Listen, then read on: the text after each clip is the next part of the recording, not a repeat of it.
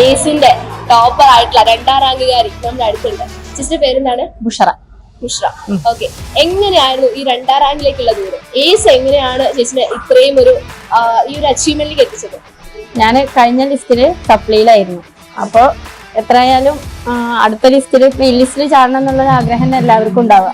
അതുപോലെ തന്നെയാണ് ഞാൻ ആഗ്രഹിച്ചത്. അതുപോലെ അതിനുവേണ്ടി ശ്രമിക്കാന്ന് ഞാൻ ആലോചിച്ചപ്പോൾ, ഏതൊക്കെ വഴികളിലൂടെ ശ്രമിക്കാന്ന് ആലോചിച്ചപ്പോഴാണ് എൻ്റെ ഫ്രണ്ട് ഇങ്ങനെ നമുക്ക് ഏസിൽ പോവാം, പട്ടാമ്പി ഏസിൽ പോവാം എന്ന് പറഞ്ഞിട്ട് ഇവിടെ വന്ന് ജോയിൻ ചെയ്തത്.